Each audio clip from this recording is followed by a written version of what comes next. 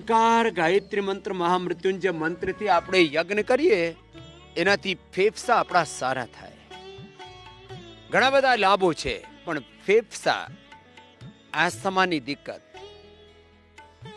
અને pollution, corona, ઘણા બધાને જેનેટિક ફેફસા વીક હોય, એના માટે આ યજ્ઞ એક ચિકિત્સા રૂપ છે. આ યજ્ઞ કરીને આની જે અંગારી હોય ને એના ઉપર આ યજ્ઞનો ધુમાડો, એ પણ યોગમાં બહુ મોટી એની મહિમા છે. યજ્ઞ પૂર્વક યોગ થાય તો લાભ ઘણું બધું થાય. આમ તો આ બધા અનુલોમ વિલોમ કરી રહ્યા છે અને એનાથી પોતાને ફેફસાને મજબૂત કરી રહ્યા છે. યોગનો આમ તો આખા શરીર ઉપર ઇફેક્ટ થાય, સૌથી પહેલા ફેફસા ઉપર એનો ઇફેક્ટ થાય. અને અહીંયા જે ભાઈઓ બેસ્યા છે, ઘણા બધાને ઘણા વર્ષોથી. આપकी उम्र कितनी है बाबा जी? 79 सर. 79. आपको अस्थमा की प्रॉब्लम कब से थी? हमारे को 6-7 साल पहले थी सर. तो डॉक्टर ने ये बोला, जो हमारी डॉक्टर है उसने बोला कि आप बाबा रामदेव जी का एक्सरसाइज करिए और प्राणायाम करिए, उसी से आप ठीक होंगे. क्या बात, वाह, अच्छा डॉक्टर मिल गए आपको जी. तो वो मैंने रेगुलरली 2 महीने किया स्वामी जी. और 79 ना छे. हाँ बाबा जी.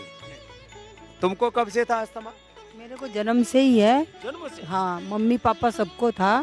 फिर अभी शादी के बाद में कितनी बार ऑक्सीजन चढ़ाया. फिर जब से पतंजलि बन गई, योग चालू किया, सारा अस्थमा खत्म हो गया. નાનપણથી એટલે जेनेटिक अस्थमा था, એ સારા કરી લીધા એને તો. हाँ, तुमको कब से था तुमको अस्थमा? 8 साल का था मैं तब से. बचपन से मेरी दादी को भी था, तो बचपन से अस्थमा था. और जब से मैंने योग करना शुरू किया, कपालभाति और अनुलोम विलोम, भाई प्राणायाम. सौरभ शर्मा, मैं गुड़गांव से हूँ. આને પણ નાનપણથી હતું. હા, એ છોકરો અહીંયા એક પડ્યો છે. ઘણા બધા આમ સોચે કે આ શું અર્થી સજાવી દીધી છે. આ અર્થી નથી ભાઈ, એ જીવનનો અર્થ છે. ચિકિત્સાનો અર્થ અહીંયા છે. શું નામ તમારું? संदीप.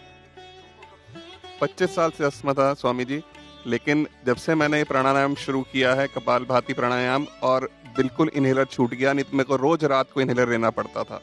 કેટલી ઉંમર તમારી? 42 साल. 42 सालનો છે. मेरे को अस्थमा, दमा, इसकी दिक्कत थी बहुत ज़्यादा. मेरे से चला भी नहीं जाता था, सांस फूल जाता था. मैं दिल्ली से विलोम करता हूँ. फिर मैंने वहाँ पे हॉस्पिटल में दिखाया और रोज़ के मेरे को 5-5 इंजेक्शन लगते थे, 6-6 इंजेक्शन ग्लूकोज. और मेरी हालत इतनी ख़राब रहती थी, मेरे से चला नहीं जाता था 2 कदम. वहीं पे गिर जाता. फिर मेरे को कुछ बंदे उठा के लिटाते थे. ये कंडीशन चलती रही. और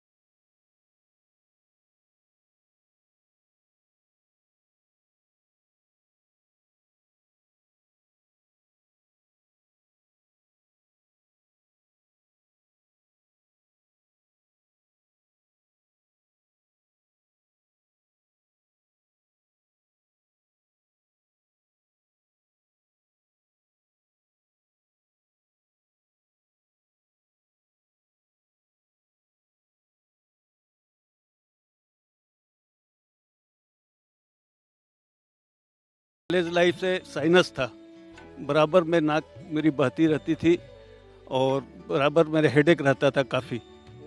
तो दम्मा के बाद फिर मैं 2003 में स्वामी जी का कार्यक्रम देखा मैंने टीवी पर. तब से कर रहे हैं?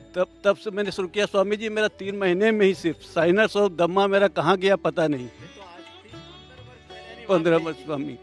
और तब से मैं लगातार स्वामी जी जब भी मौका मिलता है ड्यूटी से तब तक जरूर मैं स्वामी जी ये करता हूँ जी। रिटायर हो गया, 2 साल हो गए मेरे को रिटायर किए हुए। રિટાયર્ડ થઈને પણ આમ એકદમ મસ્ત છે. તો હું વાત કરતો તો લસણ, ડુંગળી, આદુ અને હળદર એનો લેપ લાવ્યો અમે. આવું બધું જે ઉપચાર છે ને અમે દરરોજ તમને બતાવીએ કે નાનકડી વસ્તુઓનો પ્રયોગ કરીને જો આજે તમને પુદીનાની અને એની ચાય આ તો છે જુઓ પુદીનાના પાન આમ નાખી દો અને આ તુલસી અને પુદીનાના પાન આમ નાખી દો અને એનો ઉકાળો અને ઉકાળીને જેને ઘણા બધાને તો એસિડિટી હોય ને તો આદુ પણ નાખે ને તો એનાથી પણ એસિડિટી થઈ જાય. એનાથી એસિડિટી પણ સારી થાય અને અસ્થમા પણ સારું થાય. તો આ એકદમ ફર્સ્ટ ક્લાસ તૈયાર થઈ ગયું છે. શું? પુદીના અને તુલસીની ચાય. આમાં તમે આદુ નાખી શકો, જેને એસિડિટી ના હોય તો એમાં થોડી મરી, થોડા લવિંગ નાખી શકો. અને કોઈને બહુ જ અસ્થમા હોય તો દિવ્ય પેય કે શ્વાસારી એ નાખી દો. શ્વાસારીમાં બધી ઔષધિઓ હોય, એમાં મુલેઠી, પછી કટેલી, કાળા બાંસા, સફેદ બાંસા, બરમસા, તુલસી, પીપલ, દાલચીની, લવંગ, સौंठ, તેજપત્ર,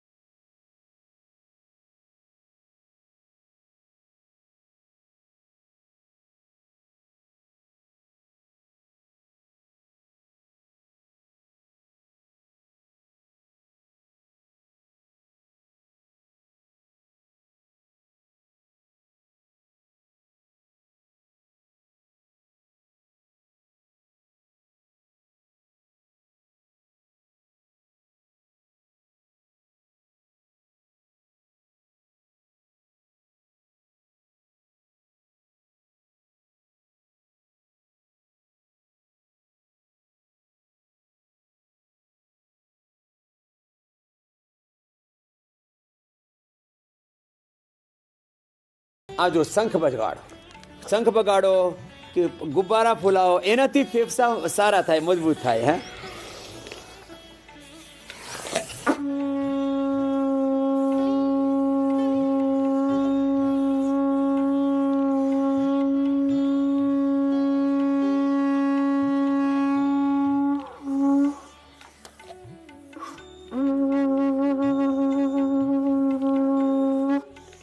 આવી રીતે આપણે કરીએ. આપ જો તમારા ફેફસા સારા હોય તો આખા ઉપર જાય. હા, નીચે લાવો. હા, ફેર ઉપર. તમારા ફેફસા મજબૂત હોય તો ઉપર સુધી જાય, નહીં તો નીચે રહી જાય. હા, તો એના ફેફસા મજબૂત છે. આ મારા ડોક્ટર તો 5 થઈ ગયા. અને આ પણ છે, આમાં આ છે ને એને શું કહેવામાં આવે? એ બ્રીથોમીટર હે. તમારી બ્રેથની કેપેસિટી કેવી છે અહીંયા ઉપર લઈ આવ્યા અને પછી જોરથી આમાં ફૂંક મારે, આમ એટલી જ તમારી લંગની કેપેસિટી. નહીં તો ઘણા બધાનો તો અહીંયા જ રહે. અસ્થમા હોય ને પછી નીચે સુધી નહીં જાય, તો જોરથી આમ ફૂંક મારો તો અહીંયા સુધી આવી ગયું. અહીંયા સુધી એનો જ આવે જેના ફેફસા સારા હોય. તો આ તો ફેફસાનો ટેસ્ટિંગ બતાવી દીધી. બેસી છે ને એ પણ ગુબ્બારા ફેલાવી દીધા. 40 साल पुराना अस्थमा હતો. છોડો તો એ તો ક્યારથી તકલીફ હતી? कब से था? मेरे को 40 साल से. कितनी उम्र में हो गया? मेरे को 16 साल की उम्र में 16 વર્ષની હતી ત્યારે થઈ ગયો હતો પછી કેમ સારું કર્યું? फिर इंजेक्शन लगवाए तो एलर्जी हो जाती थी, खुजाने से सारा लाल लाल हो जाता था। આ ભસ્ત્રિકા કપાલભાતિ અનુલોમ વિલોમ આ પ્રાણાયામથી જ સારું થાય. એના માટે આસનો પણ બતાવીશ. આ 40 વર્ષથી હતો, મટાડી દીધો હતો. यहाँ 12 दिन में ठीक हो गया। 12 दिन में ફક્ત Inhaler एक दिन એ તો મોટી વાત છે. मैं 2 12 દિવસમાં ફક્ત યોગમાં દરરોજ આપણે યોગિક જોગિંગ, સૂર્ય નમસ્કાર એ તો દરરોજ કરવાનો. પછી અસ્થમા માટે જે આજે ખાસ આસનો છે એ પણ બતાવીશ. પ્રાણાયામ તો કરવાના જ છે. ભસ્ત્રિકા કપાલભાતિ ઉજ્જાઈ, ઘણા બધાને તો સ્નોરિંગ સ્લીપ એપનિયા અને કોઈ જગ્યાએ બેસા હોય બેસા આમ સૂઈ જાય અને રાત્રે એને ઊંઘ નહીં આવે, ઓક્સિજન પર રહેવું પડે. તો આવી બધી પ્રોબ્લેમોને માટે પ્રાણાયામની સાથે ભસ્ત્રિકા કપાલભાતિ ઉજ્જાઈ, અનુલોમ વિલોમ, એના સાથે સાથે નાડી શુદ્ધિ, સૂર્યભેદી, આભ્યંતર પ્રાણાયામ એ પણ બતાવીશ થોડું. સૌથી પહેલા દરરોજ ભજન સાથે, પ્રાર્થના સાથે ભગવાનનું સ્મરણ થાય અને ભગવાનની ભક્તિ સાથે તમારી શક્તિ અંદરથી જાગૃત થાય. દરરોજ આવું કરવું છે. યોગિક જોગિંગના 12 અભ્યાસ, સૂર્ય નમસ્કારના 12 અભ્યાસ, ઊંડા શ્વાસો સાથે. को सन्मति दे भगवान, सारा जग तेरी संतान.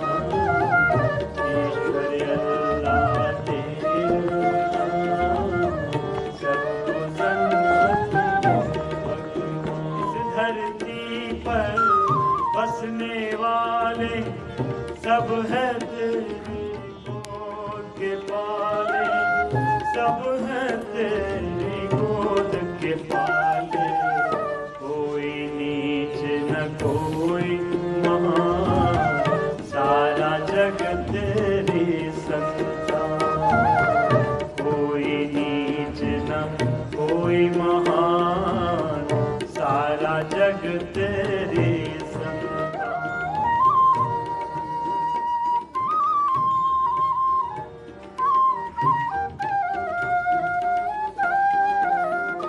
આ 12 યોગિક જોગિંગના પોચ અને આમાં આ છે ને એનાથી તો ફેફસા એકદમ સ્ટ્રોંગ થઈ જાય.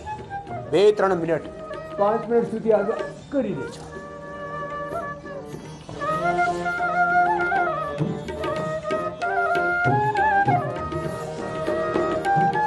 जाति पंथों के बंटवारे, झूठ कहावे तेरे द्वारे, जाति पंथों तो के बंटवारे, झूठ कहाए तेरे द्वारे, झूठ कहाए तेरे द्वारे.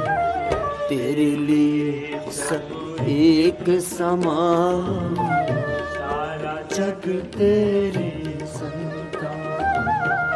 ईश्वर अल्लाह तेरे नाम, सबको सन्मति दे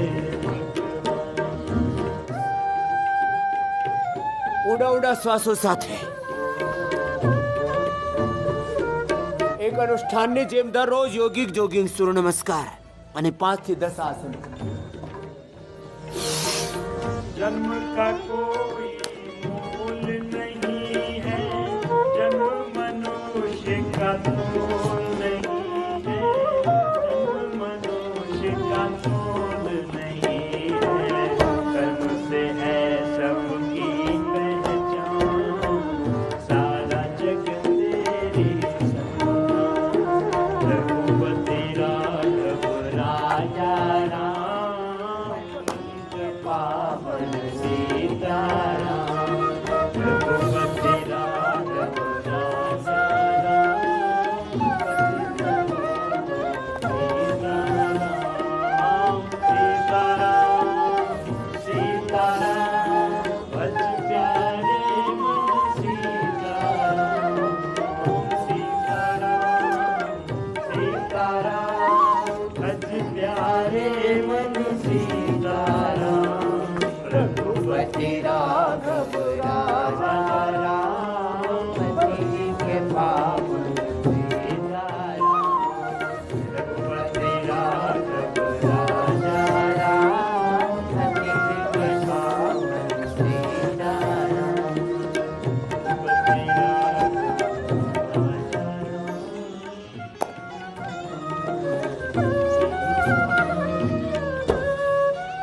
એનાથી આ બધું નહીં થાય. યોગિંગ સૂર્ય નમસ્કાર પણ નહીં થાય. દરેક રોગમાં હું કહું છું 5 આસન પણ કરી લેજો તમે, તોય તમારું રોગ માટે તમને આરોગ્ય મળે. આ ઉષ્ટાસન એ તો બધાને કરવું છે. શ્વાસ ઊંડો ભરીને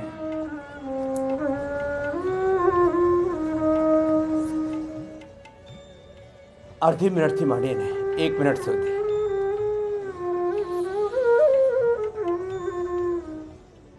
ઉષ્ટાસન, અર્ધુષ્ટાસન, અર્ધચંદ્રાસન.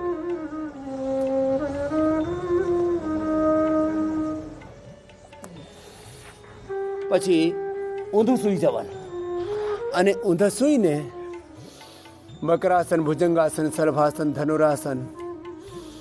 પછી સીધા સૂઈને ચક્રાસન, હનુમાનાસન, ગોમુખાસન આ બધું કરી લો.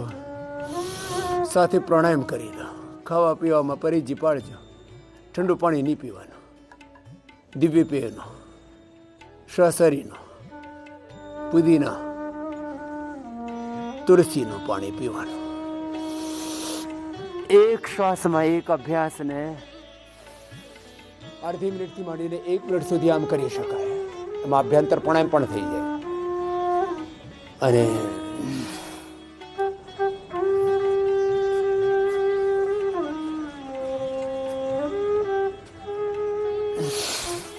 અને ફાસ્ટ પણ કરી શકો.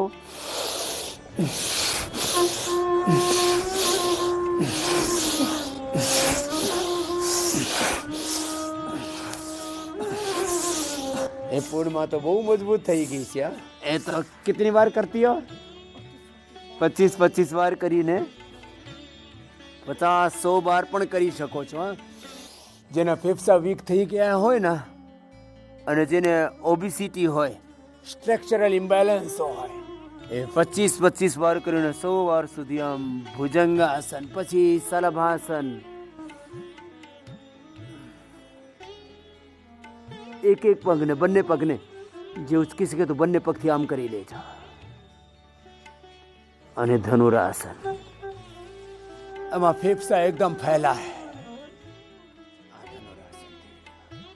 અને પછી જેનેથી થાય એ બધા ચક્રાસન પણ કરી લેજો.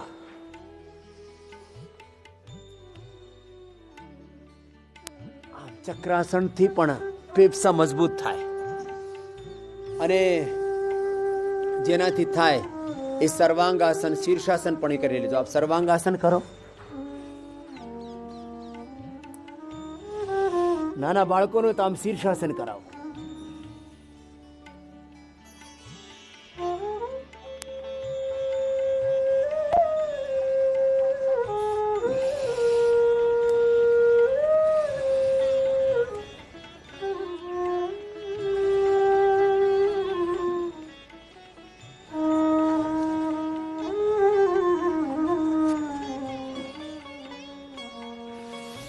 પછી વજ્રાસનમાં બેસીને આમ પાછળ આમ હાથ રહી લો. જમણા હાથથી ડાબા ખંભાને, ડાબા હાથથી જમણા ખંભાને પાછળથી આમ સ્પર્શ કરો. તાન કૂર્માસન. શ્વાસ ભરીને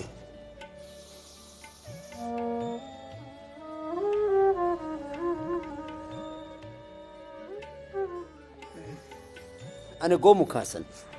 એ બધા આસનો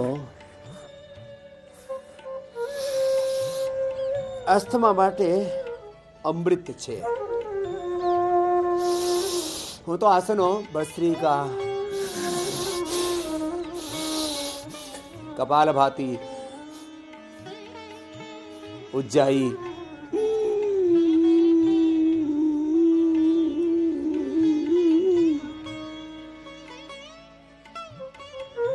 આ અસ્થમા દમા માટે, ફેફસા માટે એકદમ રામબાણ છે. બહુ ખાંસી થતી હોય તો લવંગાદિબટી, ખદરાદિબટી, કંઠામૃત, અને નહીં તો જેઠી મધ, મરી અને લવિંગ મોઢામાં નાખી લો અને ધીમે ધીમે ચૂસવાનો. એનાથી જ કાફ ઉધરસની પ્રોબ્લેમ સારી થઈ જાય. નાનકડી વાતો છે. પછી જો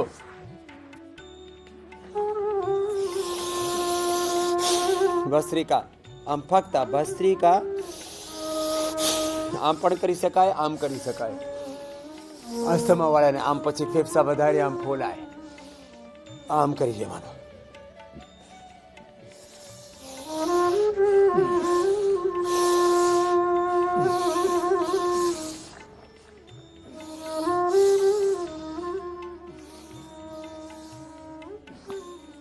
અને ભસ્ત્રિકા, કપાલભાતિ.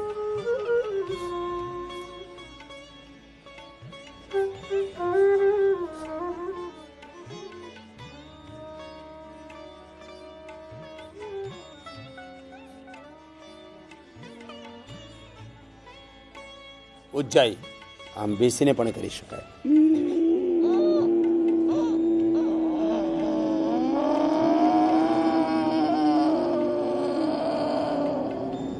આમ ગળાથી અવાજ આવે, અંદર જ્યારે શ્વાસ પૂરાય ને ત્યારે અવાજ આવે. આમ પછી એને અંદર મૂકીને અડધી મિનિટથી માંડીને 1 મિનિટ સુધી આમ કરો, પછી જમણાને બંધ કરીને ડાબાથી બહાર કાઢો. ઉજ્જાઈ થઈ. પછી એ તો કફ, શ્વાસ, દમા, અસ્થમા, સોનરિંગ, સ્લીપ એપનિયા માટે રામબાણ છે. લંગ ફાઇબ્રોસિસ, સાર્કોડાઇસિસ, લંગની ટીબી અને કેન્સર પણ થઈ ગયું ને તો એ પણ મટે. પછી અનુલોમ વિલોમ.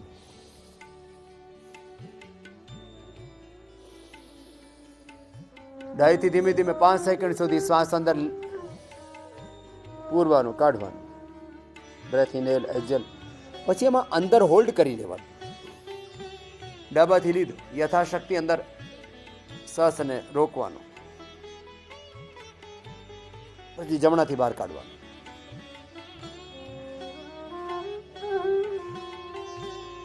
પછી જમણાથી લેવાનું,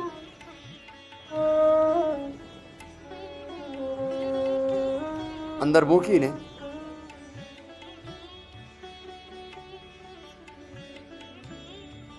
અંદર હોલ્ડ કરીને પછી ડાબાથી બહાર કાઢો. નાડી શુદ્ધિ થઈ જાય. એ પણ અસ્થમા માટે બહુ સારું. પછી જમણાથી લો, બ્રેથને હોલ્ડ કરો, યથાશક્તિ હોલ્ડ કરીને ડાબાથી બહાર કાઢો. આવી રીતે સતત જમણાથી લેવાનું, અંદર હોલ્ડ કરવાનો, ડાબાથી કાઢવાનું. આ સૂર્યભેદી તૈયાર થઈ જાય. અને આજે અંતે આભ્યંતર પ્રાણાયામ. શ્વાસને અંદર મૂકીને એને 2 મિનિટ સુધી હોલ્ડ કરવાનું. એનાથી તો ફેફસા એકદમ એવા તૈયાર થઈ જશે, હાથી જેવો બળ આવી જાય ફેફસા.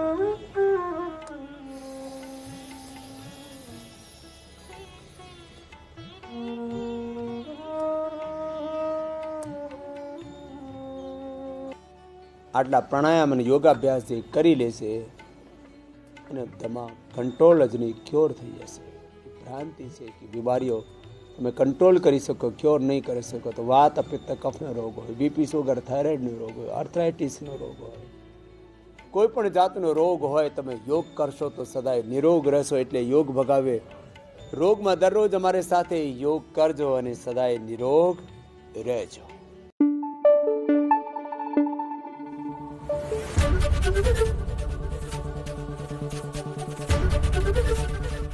એબીપી અસ્મિતા, ગુજરાતની અસ્મિતા.